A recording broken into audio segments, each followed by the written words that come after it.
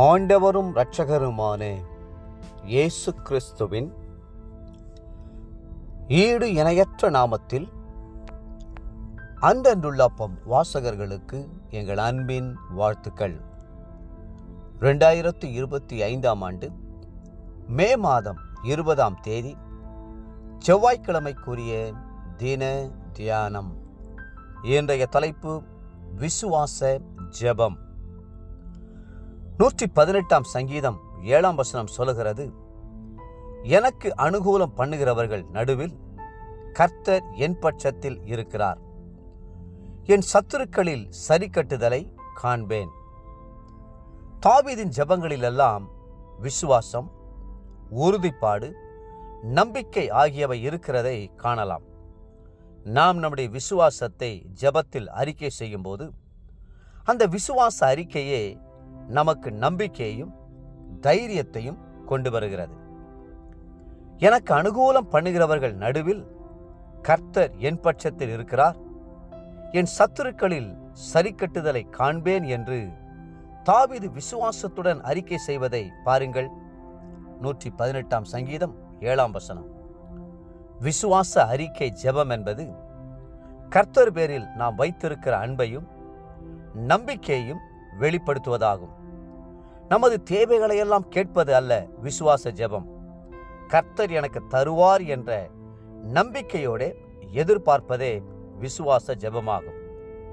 உதாரணமாக 23ஆம் சங்கீதத்தை வாசித்து பாருங்கள். அதை தாவீது ராஜா, கர்த்தர் என் மேய்ப்பராய் இருக்கிறார், நான் தாழ்ச்சியடையேன் என்று சந்தோஷமாய் முழங்கி துவங்குகிறார். மற்ற 5 வசனங்களும் கூட விசுவாச வார்த்தைகளாகவே இருக்கின்றன. அப்படி நாமும் கூட ஜெப நேரத்தில் விசுவாச அறிக்கை செய்யலாமே.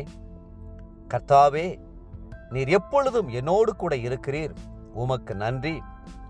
நீர் என்னை விட்டு விலகவில்லை, என்னை கைவிடவில்லை, உமக்கு நன்றி.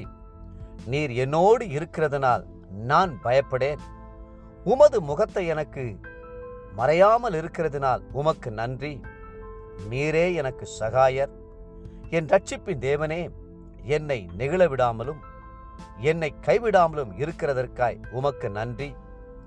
என் தாயும் தகப்பனும் என்னை கைவிட்டாலும் நீர் என்னை சேர்த்து கொள்ளுவீர், உமக்கு நன்றி என்றெல்லாம் நம்முடைய விசுவாசத்தை உறுதி செய்கிற அறிக்கைகளை ஜெபங்களாக பண்ண நாம் கற்றுக்கொள்ள வேண்டும். 27ஆம் சங்கீதம் 9-10 வசனங்கள். அப்பொழுது தேவ பிரசன்னம் இனிமையாய் நம்மை சூழ்ந்து கொள்ளும். தேவ பிரசன்னத்திற்கு என்று கர்த்தர் வைத்திருக்கிற வாக்குத்தத்தங்களை விசுவாசத்தோடு அறிக்கையிடுங்கள். என்னை சூழ கர்த்தர் இருக்கிறார், அவர் என் வலதுகரத்தை பிடித்து என்னை நடத்துகிறார். அவருடைய சமூகம் எனக்கு ஆனந்தமும் பரிபூர பேரின்பமாய் இருக்கிறது. கர்த்தராலே ஒரு சேனைக்குள் பாய்ந்து செல்வேன், என் தேவனாலே ஒரு மதிலை தாண்டுவேன். உன்னதமானவரின் மறைவில் சர்வ வல்லவரின் நிழலில் நான் தங்குவேன். ஜீவனுள்ள நாளெல்லாம் நன்மையும் கிருபையும் என்னை தொடரும் என்று விசுவாசத்தை அறிக்கை செய்யுங்கள். தேவப்பிள்ளைகளே, கர்த்தர் உலகத்தின் முடிவு பரியந்தம் உங்களோடு இருப்பதாக வாக்கு பண்ணியிருக்கிறாரே, அந்த வாக்குத்தத்தத்தை பற்றி கொண்டு விசுவாச அறிக்கை செய்யுங்கள். தேவனால் பிறப்பதெல்லாம் உலகத்தை ஜெயிக்கும். நம்முடைய விசுவாசமே உலகத்தை ஜெயிக்கிற ஜெயம். 1 யோவான் 5:4 என்ற வாக்குத்தத்தத்தை அறிக்கையிட்டு வெற்றியோடு முன்னேறி செல்வீர்களாக.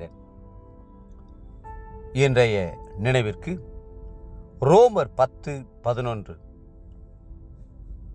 அவரை விசுவாசிக்கிறவன் எவனோ அவன் வெட்கப்படுவதில்லை என்று வேதம் சொல்லுகிறது.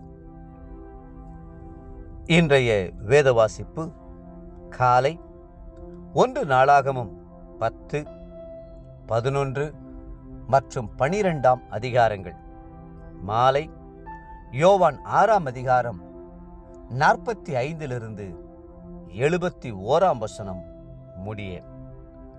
அன்புக்குரிய அன்றன்றுள்ளப்பம் வாசகர்களே, மீண்டும் உங்களை வாழ்த்துகிறோம்.